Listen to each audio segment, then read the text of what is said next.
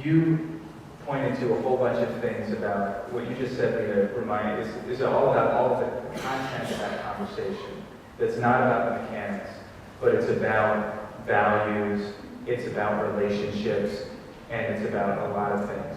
Before we get there, it's really important stuff. Henry, do you want to tell that story about your mom and Connie? Sure. Okay. I'd be happy to tell the story. I think my late mother would actually approve of the story. It's something that was important for her at that moment, and I think it's something that she'd appreciate my sharing. So when I was a college freshman, my mother had a version of a talk with me. But it wasn't the talk I was expecting. So I realized I wasn't heterosexual since I probably was 12, but I felt different probably since I was 5 or 6. And by the time I went to college, I thought, okay, I'm away from mom and dad. Maybe I'll try and figure myself out a little bit. Well, Labor Day comes along and they come to visit. My mother's now, at this point, found my diary. I don't know why I kept one. Don't read your children's diaries. You will learn things that you probably don't want to learn. But it's important stuff if you do read it. So in any case, she gave me a box of condoms. She had cornered me in one of the study lounges. And she gave me a box of condoms and she said, don't die. What year was this? This was 1992. Don't calculate how old I am. Okay. But yes, certainly the thought at the time of if you're gay or if you're not straight, and we're still, knee deep, armpit deep in the AIDS epidemic and HIV. AIDS, gay, they're equivalent. That was some of the messaging that happened during that interchange, and many years later, there was additional communication, but that first one was traumatic for both of us.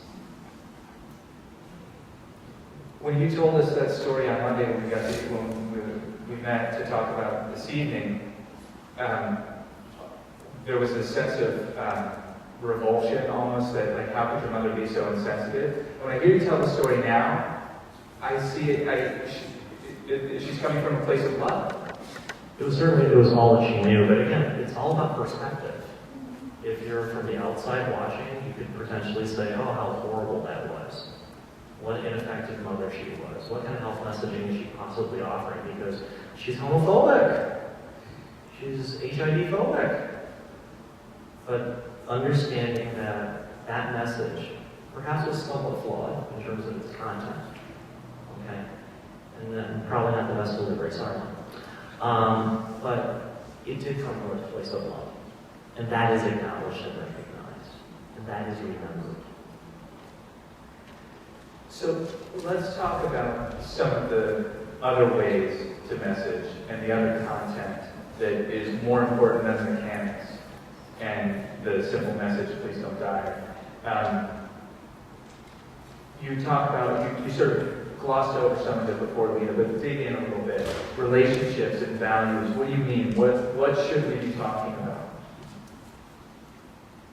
One of the things that we do in school, or what your health teachers can do in school, is talk about things like STDs and prevention and pregnancy, and they can talk about all of that stuff and give good, solid health prevention messages, but nobody can impact your family values to your child like you can. It's one thing to sit down with your child and simply say, well, this is how we feel about this particular situation in our house, our rules. That's okay, great. But your kids take away so much from you about your values and how you feel about other people just by how you act every day and how you talk every day.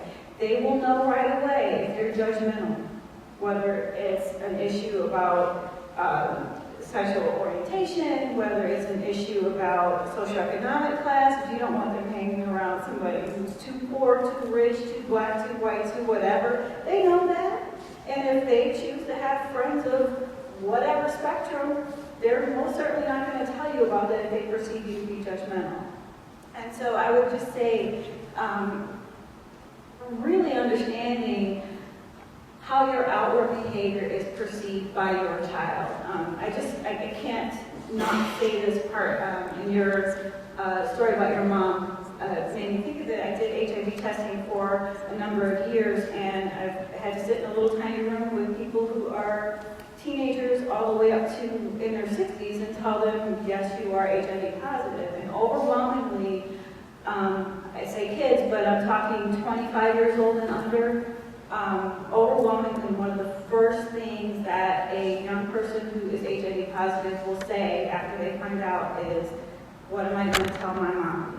Sorry, Dad, but what am I going to tell my mom? And as a test counselor, you have no answer for that whatsoever, except to be thinking, I would have hoped there was some conversation or connection that you would feel like you could go to your mom or dad with this, but that's not what they're feeling. What that means is that they really value what their mom thinks and what their dad thinks.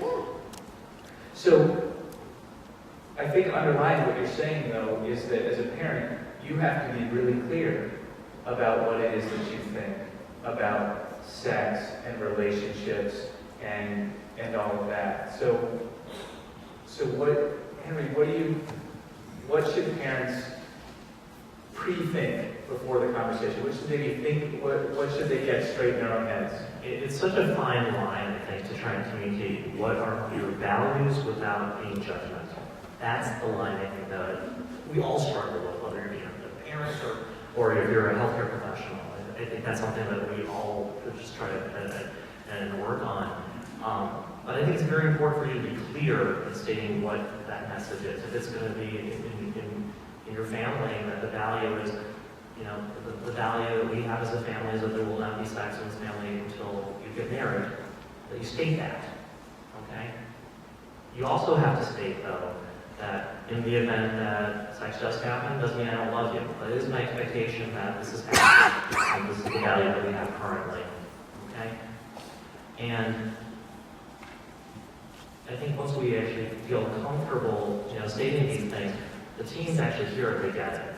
There's been a lot of research through the youth risk behavior surveys that happen all throughout the United States, where they ask young people, a bunch of different questions about everything: relationships, sex, eating, exercise, smoking, you name it. We just see that data all the time. And time after time, one of the things that we were learning is that teens actually pay attention to the messages that the trusted adults, the parents, and their families offer them. The kids who are less likely to do all these types of risk behaviors are the ones who actually believe, when we ask them, how wrong do you think it is how wrong do your parents think it is for you to smoke? And if it's very clear that they've gotten a message that's completely unacceptable, they're much less likely to have that behavior across the board for all the risk behaviors. So I think it's really important to get that message out of, this is what I expect. This is what's in our family. Okay? It's not like it or lump it, but this is what we have. If we deviate from this, we're going to have enough. I'm not going to stop loving, but we need to know. So how do you communicate those values with different types of children?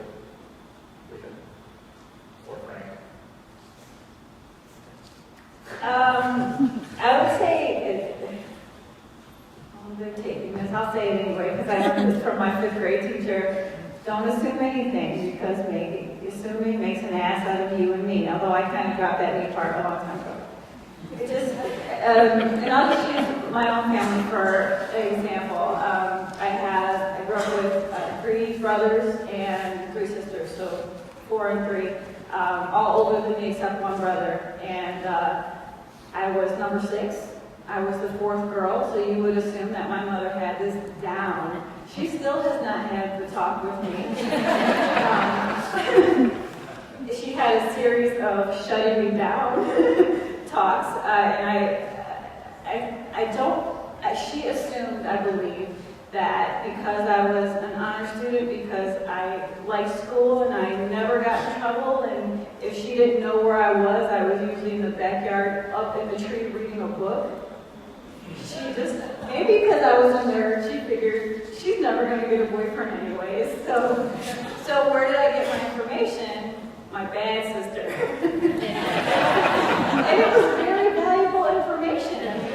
She's 5 years older than me, but she learned kind of firsthand where the free clinic was, and that they don't necessarily have to tell your parents if you need help. And so what did I do with this information? I had some bad friends. And when they got in trouble, I was like, oh, here's the number to the free clinic. They don't tell your mom. And I never went there, but my friends did. Thank God for that. But it's not because my mom helped me find that information. It's because I relied on one of my sisters. So just don't assume that you don't have to make information available to your kids based on how you perceive them. Yeah, I was thinking, in my household, the overarching value was education and honesty. That's what we lived by until this day. You guys, there's 5 of us. There's a 10-year gap between me and my younger sister, so for the longest time, I was the youngest. No one that way. But how my parents approached my older brother, I think for all those who have had multiple children know the first one's always to experiment. You don't quite know what to do, so you're experimenting with that child. That approach was the buddy friend, it's okay to have sex, oh, you're having sex, good job. This is the attitude of my father. Then my sister came along, and then it was me. And seeing where that took him in, I guess, a negative direction, they changed when it came to my sister and I. It was more or less value yourself. Whatever you do, make sure that if you're found out about whatever you do, make sure you're willing to confess up to it, own up to it, make sure you're comfortable with that decision. And for a male, usually the stigma is it's okay to be promiscuous.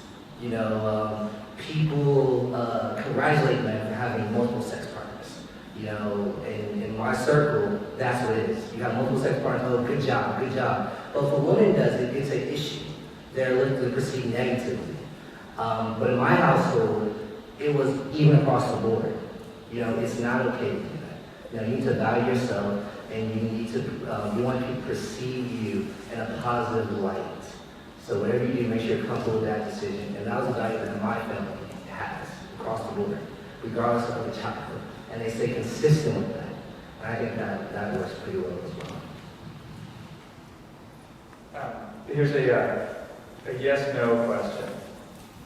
We can go down the line and then we can discuss it. Starting with you, Henry. If my daughter says, "Please don't tell Dad," do I agree to this just so she will tell me things? Yes. Frank? Yes. Feel free to dissent. It's triangulation. It's manipulation. Don't agree to it just so she'll tell you things like you'll continue to keep secrets from her father. Say yes, but if it's, say yes, and I would hope that you can make a decision, but let her know that this is an exception, this isn't the rule, I would say. Is there another reason to say yes, or just, you were pretty quick there, and it was yes. For me, it opens the door. I think that we can qualify that answer exactly what Lita's described it. They'll answer. If they want to tell me something, and they don't want Abby to know, I don't know what the hell that is. I don't know about you, but I don't know what that is. I'll be sitting there with a bag of popcorn now. Okay, what is it? All right, another yes/no question. This time starting with Lita. Can you say if you suspect your child is thinking about having sex, "I wish you would wait"? Yes. Yes. Hell yeah. Okay. So I thought the answers would be unanimous on that one. It's nice to have some consent.